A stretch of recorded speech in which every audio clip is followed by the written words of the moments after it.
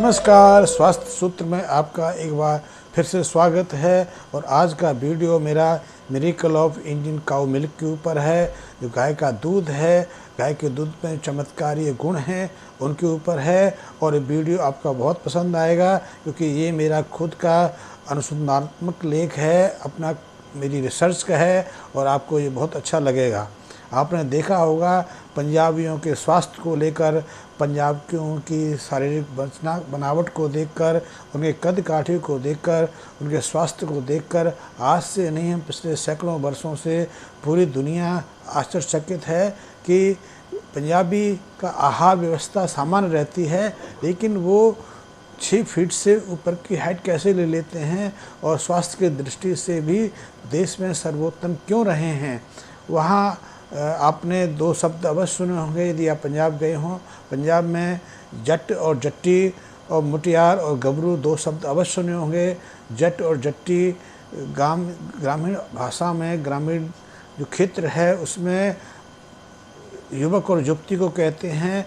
ऐसे युवक और युवती को कहते हैं जिन युवकों की जो हाइट है, जिनकी ऊंचाई है 6 फीट से ज़्यादा रहती है, और जिन युवतियों की हाइट 5.5 फीट से ज़्यादा रहती है, उनको जट, जटनी या गोबरू या मुटियार के नाम से कहते हैं। और ये वहाँ की पहचान है। और इस चीज़ को लेकर अंग्रेज भी आश्चर्यचकित थे। और अब तो वहाँ पिछले 25-30 सालों में शारीरिक बनावट में, शारीरिक संरचना में, कद काठी में काफ़ी गिरावट आई है। हेल्थ की दृष्टि से भी देखें तो आज पंजाब हेल्थ के मामले में देश में सबसे निम्न स्तर पर है, क्योंकि वहाँ सबसे ज़्यादा कैंसर के रोगी हैं, सबसे ज़्यादा डायबिटीज़ के रोगी हैं, सबसे ज़्यादा हार्ट के रोगी हैं, थायराइड के रोगी हैं। कोई ऐसी बीमारी नहीं जो पंजाबियों में ना रहे। और लेकिन 1943 से पहले की बात करें तो पंजाबी स्वास्थ्य की दृष्टि में भी श्रेष्ठ थे, कद काठी में भी श्रेष्ठ थे। इसलिए उनके उदाहरण, उनके संगीत में भी उनका उदाहरण दिया जाता था। काव्य साहित्य में भी पंजाबियों को प्रथम स्थान पर रखा जाता था। मैं आपको एक चीज़ बताने लगता हूँ कि हम 60 के बाद के पंजाब को एक अलग दृष्टि से देखते हैं। यदि आज हम पंजाब को देखें तो आज छोटा सा पंजाब है, लेकिन 1960 से पहले पंजाब बृहद पंजाब था। पंजाब की सीमाएं फरीदाबाद से लेकर उधर जम्मू और उधर मनाली तक लगती थी, क्योंकि तब विराट पंजाब था। और यदि हम 47 के पहले की बात करें तो पंजाब की सीमाएं आधे पाकिस्तान के जो पंजाबी क्षेत्र है उसमें लगती थी और अफ़गानिस्तान तक सीमाएं जाती थी। और जब हम बृहद पंजाब का बात करें तो पंजाब के कई ऐसे क्षेत्र हैं, यहाँ 1960 तक 70 तक 6 फीट के युवकों की संख्या बहुतायत थी।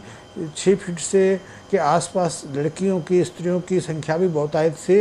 इसलिए पंजाबी हेल्थ और स्वास्थ्य के मामले में पूरी दुनिया में अव्वल माने जाते थे। लेकिन 1960 के बाद से पंजाब विभाजित हुआ।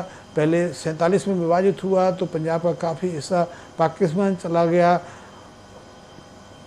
कुछ 100 साल पहले अफ़गानिस्तान के रूप में अलग हो गया। अभी 60 में यदि हरियाणा का हिस्सा अलग हो गया है, हिमाचल प्रदेश का हिस्सा हो गया, तो वर्तमान में एक छोटा सा पंजाब बचा है जिसकी आबादी 3 करोड़ के आसपास है, और जिसमें ऐसे गबरू और मुटियारों की संख्या मात्र 10-12% से ज़्यादा नहीं है, क्योंकि वहाँ हेल्थ भी गिर रही है और कद काठी भी घट रही है।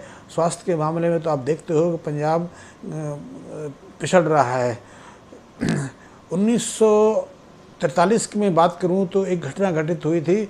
उस समय भारत में ब्रिटिश राज्य था, अंग्रेज़ों का राज्य था। तो पूरे देश में अंग्रेज सरकार के जो ऑफिसर्स थे, जो हेल्थ विशेषज्ञ थे या दूसरे लोग थे, वो भ्रमण करते रहते थे। और 1900 के आसपास ब्रिटेन में वहाँ कोई ना कोई स्वास्थ्य संबंधी समस्या चलती रहती थी। कभी वहाँ किसी विटामिन की कमी से लाखों लोग मर जाते थे। आपको मालूम होगा 19वीं शताब्दी में करीब 40 लाख से ज़्यादा ब्रिटिश सिर्फ विटामिन सी की कमी से मरे थे, क्योंकि उनको पता ही नहीं लगा कि मर क्यों रहे हैं। अचानक एक आदमी का स्वास्थ्य गिरने लगता था, वो डिप्रेशन में चला जाता था, उसके निरंतर उसके शरीर में खून का रिसाव होता रहता था और वहाँ पता ही नहीं चलता था बीमारी क्यों हो रही है। बाद में कहीं जाके पता चला कि विटामिन ए की कमी है, तो सन तरह से ठीक होने लगे। इसी तरह वहाँ कई तरह की बीमारियाँ वहाँ फैलती थीं। और जब ब्रिटिश लोग ब्रिटेन से भारत तक आते थे तो उनमें से 1/3 लोग तो रास्ते में ज़्यादा दम तोड़ देते थे या बीमार होकर लौट जाते थे। लेकिन इधर से जब भारतीयों को वो लेके जाते थे तो अधिकांश भारतीय ब्रिटेन तक या कई दूसरे देशों तक स्वास्थ्य दृष्टि में पहुंच ही जाते थे। जिस रूप में यहाँ से लेके जाते थे उसी रूप में पहुंच जाते थे। उनको खाने के लिए भी कुछ नहीं मिलता था, क्योंकि भारतीयों का भोजन तो कोई विशेष है नहीं। वो उनके दृष्टि में तो हम घास फूस खाते हैं, सूखा रूखा खाते हैं। यही परफेक्शन अंग्रेज भी करते थे कि भारतीयों खाद्य तो कुछ ज़्यादा है नहीं, भोजन तो आहार इतना अच्छा उपयोगी नहीं है, फिर ये स्वस्थ कैसे रहते हैं और बीमार क्यों नहीं पड़ते हैं। तो भारत में जो ब्रिटिश आए थे वो कोई यहाँ घूमने के लिए तो नहीं आए थे, वो तो हर चीज़ उस चीज़ को लेने आए थे जो उनके लिए उपयोगी बन सके। उनके लिए टेक्नोलॉजी की बात रही हो, साइंस की बात रही हो, एग्रीकल्चर की बात रही हो, उद्योग धंधे की बात हो, जो भी उन्हें उपयोगी लगा वो सब यहाँ से ले गए। सब कुछ लूट गए, धन को लूट गए, सोने को लूट गए, जेवरात को लूट गए, सब कुछ को यहाँ से लूट ले गए। और जब स्वास्थ्य के दृष्टि से उन्होंने देखा कि स्वास्थ्य के दृष्टि में भी देखा जाए कि आखिर ये स्वस्थ कैसे रहते हैं, तो उसके पीछे भी उन्होंने कई अध्ययन किए। इसी तरह का अध्ययन अमृतसर पंजाब में भी उन्होंने बैठाया। और 1943 में जोसेफ विलियम करके एक ब्रिटिश अधिकारी थे, उनके बोर्ड को ड्यूटी लगाई कि आखिर इनके स्वास्थ्य के बारे में पता लग जाए कि पंजाबी खाते कुछ नहीं हैं, पंजाबियों के आहार में कुछ विशेष नहीं है, लेकिन इतने स्वस्थ कैसे रहते हैं। और स्वस्थ ही नहीं रहते, शारीरिक दृष्टि से भी ये उन्नत रहते हैं। इसी तरह के अध्ययन उन्होंने देश के दूसरे भागों में भी कराया, इसके बारे में मैं फिर कभी बताऊंगा। लेकिन आज मेरा अध्ययन सिर्फ गाय के दूध के ऊपर है, क्योंकि पंजाबियों के आहार का मुख्य आहार घी, दूध, दही, मक्खन होता है। और यही आहार का मुख्य भाग हरियाणा में भी है। हरियाणा के जो लोग हैं उनके आहार का मुख्य भाग दूध, दही, मक्खन है। और राजस्थान में दूध, दही, छाछ है। छाछ का वहाँ बहुत प्रयोग होता है, घी का बहुत प्रयोग होता है, दूध का संतुलित मात्रा में होता है। वैसे देश के अन्य हिस्सों में भी दूध का प्रयोग होता है, दही का प्रयोग होता है, घी का प्रयोग होता है, छाछ का भी प्रयोग होता है। लेकिन पंजाबी इस दृष्टि में बिल्कुल अलग हैं। एक चीज़ मैंने आपसे पहले ही कहा कि पहले मैंने बृहद पंजाब को कहा, अभी 47 के बाद को पंजाब का मैंने थोड़ा सा विश्लेषण किया, और वर्तमान पंजाब का मैंने जो थोड़ा सा विश्लेषण आपके सामने रखा। तो आप इस दृष्टि को ध्यान में रख के करेंगे कि पंजाबियों के तुलना में हरियाणा में घी, दूध, मक्खन का काफ़ी ज़्यादा प्रयोग होता है। तो आज यदि देखेंगे तो हरियाणा के जो लोग हैं, हरियाणा के जो युवक युवती हैं, उनकी हाइट, कद काठी और स्वास्थ्य पंजाबियों की दृष्टि में बेहतर है, क्योंकि उन्होंने अभी अपने को पारंपरिक जीवन में सुरक्षित रखा है, पारंपरिक जीवन से अपने को जोड़े रखा है। लेकिन पंजाबियों ने पिछले 30 साल में किसी कारण से अपने को बदलना शुरू कर दिया है। यही बात यदि हम राजस्थान में लगाएं तो राजस्थान में तो हरियाणा से भी एक कदम आगे हैं। उन्होंने अपने को परंपरागत जीवन पद्धति से जोड़े रखा है, इसलिए स्वास्थ्य की दृष्टि से वो भी अव्वल हैं। तो मैंने छोटा सा प्रीफेक आपको दिया था कि जब भी मैं पंजाब की बात करूंगा तो बृहद पंजाब को आप ध्यान में रखेंगे, और बृहद पंजाब को ध्यान रखेंगे तो आप मेरे विषय को समझ जाएंगे।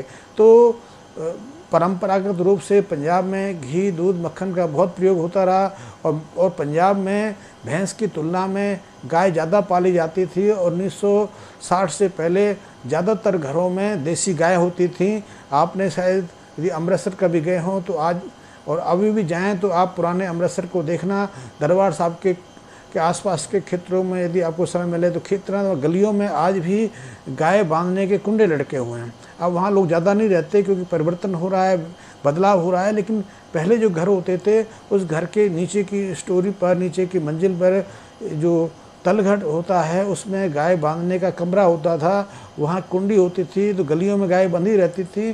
तो वो उस दूध को खूब भरपूर मात्रा में प्रयोग करते थे। आज भी पंजाबी दूध, दही, मक्खन का खूब प्रयोग करते हैं। लेकिन अब एक बदलाव आ गया है। बदलाव ये आ गया कि 1970 के बाद से पंजाबियों ने अपनी देसी गाय को खूंटे से खोल के बाहर फेंक दिया। उसकी जगह वो बिलाती गाय लेके आ गए, जर्सी गाय लेके आ गए, होलिस्टीन गाय लेके आए, और अब उसका दूध पीते हैं।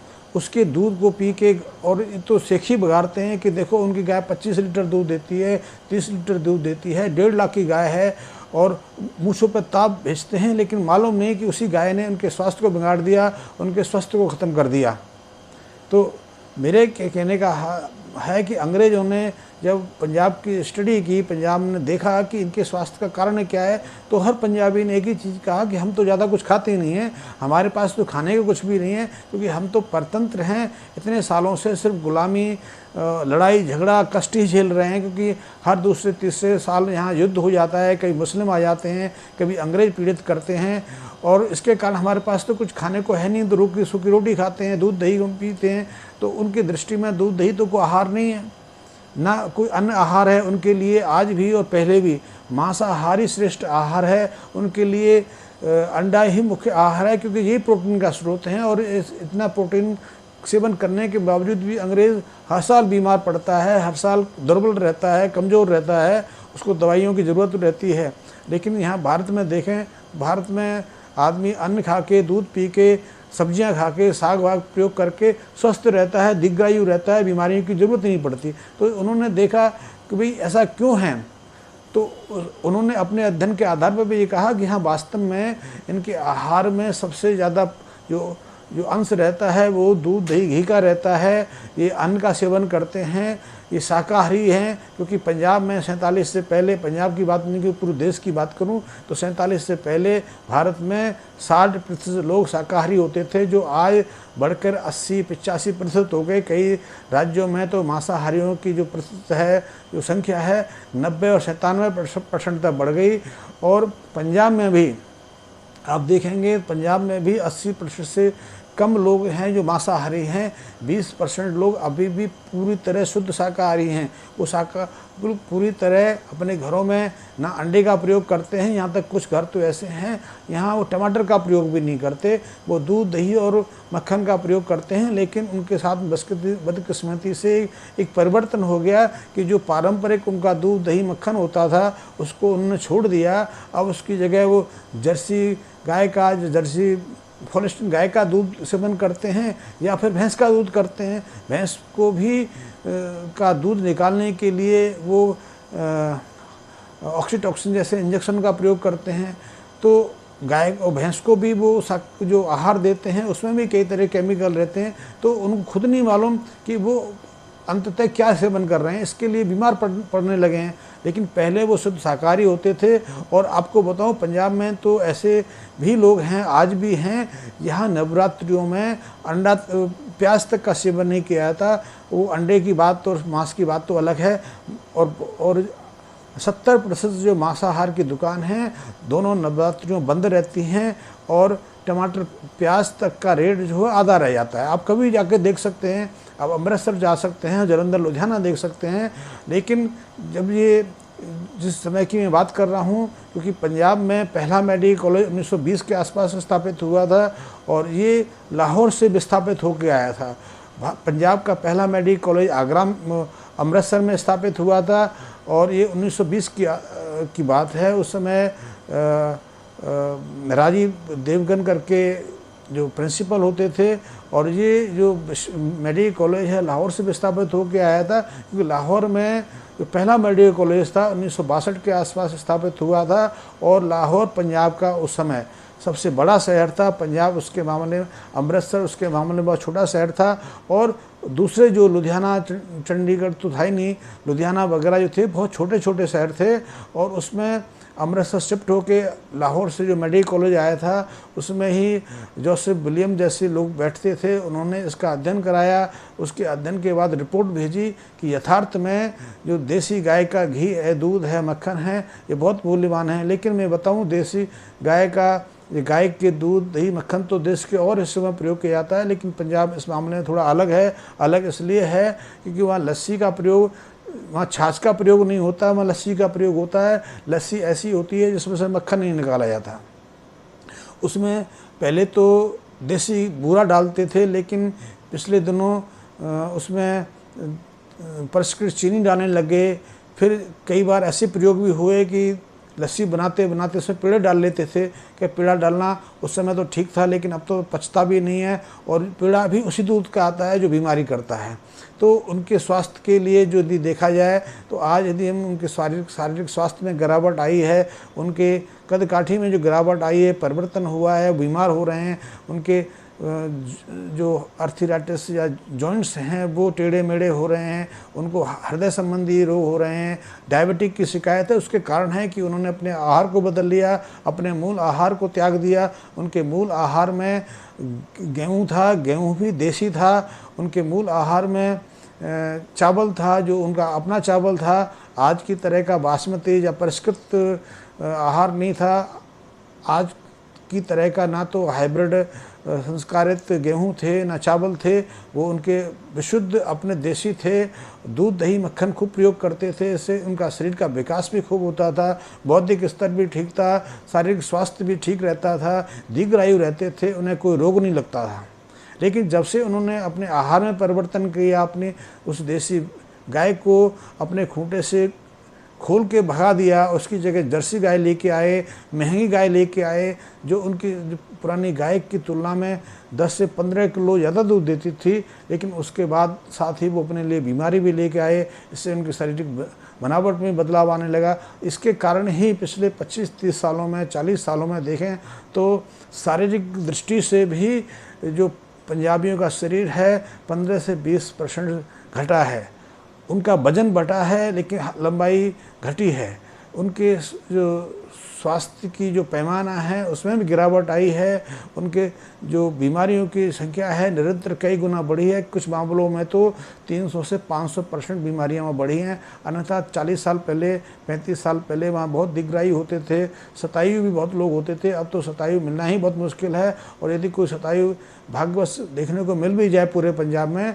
तो वो ही होगा जिसने अपने बचपन में अपनी जवानी में घी दूध मक्खन का प्रयोग किया हो, और वो भी घर का किया हो, घर के गाय भैंस का किया हो। गाय भैंस का मेरा फिर अर्थ मैं स्पष्ट बता दूं, गाय भैंस का मेरा अर्थ है कि देसी गाय और भैंस जिसको इंजेक्शन ना दिया हो, जिसे कोई केमिकल ना दिया गया हो, और जिसके साथ में किसी विदेशी सांड का क्रॉस ना कराया हो, ऐसी भैंस ऐसी गाय के दूध दही मक्खन के प्रयोग से वो शतायु अभी भी रहते हैं। लेकिन जो आधुनिक गाय का आधुनिक भैंस का दूध सेवन करते हैं, मक्खन सेवन करते हैं, घी का प्रयोग करते हैं, वो 40 साल के बाद तो स्वस्थ रह ही नहीं सकते, 40 साल से पहले ही उन्हें कोई ना कोई बीमारी लग जाती है। तो ये हमारी गाय का चमत्कार है कि गाय के जो दूध हैं, दही है, मक्खन है, घी है, उन्हें सिर्फ पौष्टिक तत्व नहीं है, उनमें पोषक तत्व नहीं है, उनमें हजारों ऐसे औषधीय और अमूल्य गुण भी विद्यमान हैं जो आदमी को शारीरिक और मानसिक दृष्टि से तो परिपूर्ण बनाते ही बनाते हैं, उन्हें निरोगी भी रखते हैं, उन्हें रोगों से बचाए रखते हैं। और यदि वो उनका निरंतर प्रयोग करें तो दीर्घायु रहते हैं, किसी रोग की उनको का खतरा नहीं रहता, किसी रोग के लिए उन्हें कभी जीवन भर दवाई नहीं लेनी पड़ती, ना तो उनकी नेत्र ज्योति घटती है, ना उनके दांत झड़ते हैं, उनके संपूर्ण शरीर का जो स्वास्थ्य है यथावत बना रहता है। ये एक छोटा सा मेरा जो लेख है गाय के ऊपर, ये मेरा अध्ययन है। वैसे तो इसको मैं और विस्तृत रूप से आपको समझा सकता था, लेकिन क्योंकि छोटे समय में मुझे ज़्यादा विषय देने पड़ते हैं तो कभी कभी विषय मिक्स हो जाते हैं, मिल जाते हैं। लेकिन फिर भी मैं उस मूल बात को आपके सामने स्पष्ट रूप से करना चाहता हूँ कि गाय का दूध अमूल्य है, चमत्कारी है। गाय के जो दूध और दूध के उपतत्व हैं बहुत मूल्यवान हैं। गाय की छाछ में बहुत गुण हैं। यदि आप छाछ का प्रयोग करते हैं, इसके बारे में विस्तार से मैं बाद में दूसरा वीडियो बनाऊंगा, आप उसमें देख पाएंगे। क्योंकि छाछ का प्रयोग तो पूरे देश में होता है, लेकिन उसका सेवन का तरीका अलग अलग है। पंजाब में उसको मीठा करके पीते हैं, राजस्थान में उसका फीका पीते हैं, गुजरात और कई और क्षेत्रों में उसे नमक के साथ भी लेते हैं, और कई जगह रात्रि को भी लेते हैं, कई जगह रात्रि को लेने का निषेध है। तो ये अलग अलग हमारी जो जोग्राफिकल जो डिस्ट्रीब्यूशन है हमारे देश की, वहाँ की जो स्थानीय परिस्थितियाँ हैं उनके अनुसार ये गाय के पंचगव्य का प्रयोग है। और गाय का जो मक्खन है उसके भी अपनी औषधीय उपयोगिता है, पौष्टिकता है, घी की अपनी उपयोगिता है। घी का प्रयोग कब किया जाए। यदि खाली पेट घी का प्रयोग करते हैं तो वो पाचक का रूप काम करता है, वो पित्त को समन करने का कार्य करता है। लेकिन यदि उसको दूध के साथ मिक्स कर लें तो उसकी गुणवत्ता बढ़ जाती है। इसी तरह गाय के दूध में एक और अद्भुत गुण रहता है, इसमें काम वासना बढ़ाने का, काम शक्ति बढ़ाने का बहुत अद्भुत चमत्कार है। उसके बारे में आप दूसरा वीडियो देख सकते हैं। उसके बारे में मैंने कुछ समय पहले एक वीडियो बनाया था, लोगों ने बहुत पसंद किया कि दूध में काम शक्ति बढ़ाने की गुणवत्ता है। तो गाय के दूध में एक से एक अद्भुत औषधीय गुण हैं, एक से एक अद्भुत चमत्कारी गुण हैं। इन सब के बारे में यदि हम जान लेंगे तो हमें ना तो किसी औषधि की ज़रूरत पड़ती है, ना किसी परामर्श की ज़रूरत पड़ती है। हम बिना मांसाहार के, बिना अंडे के भी स्वस्थ और दीर्घायु रह सकते हैं। मांसाहार ज़रूरी नहीं है, मांसाहार सिर्फ एकमात्र प्रोटीन का स्रोत नहीं है। प्रोटीन के लिए हमारा दूध और दूध के जो पदार्थ हैं वो बहुत महत्वपूर्ण हैं, वही पर्याप्त हैं। यदि इसके साथ में आप दाल का प्रयोग भी कर लेते हैं, दाल का सम्मिश्रण भी कर लेते हैं तो ये परिपूर्ण आहार बन जाता है, प्रोटीन का प्रमुख स्रोत भी बन जाता है। दूध में बहुत अद्भुत गुण हैं। दूध के बारे में मैंने एक बात बताई कि पंजाब में 1943 के आसपास एक अध्ययन हुआ था। ऐसे वहाँ कई और अध्ययन भी हुए, उनके भी बहुत दीर्घ आयामी दीर्घकालीन परिणाम सामने आए हैं। लेकिन दूध के बारे में मैंने बताया कि दूध में बहुत अद्भुत गुण हैं। आप इस वीडियो के बारे में आप क्या राय रखते हैं मुझे अवश्य बताएं। और यदि इस संबंध में कुछ आपको जानकारी देनी है तो आप मेरे कमेंट्स बॉक्स में अवश्य बताएं। धन्यवाद।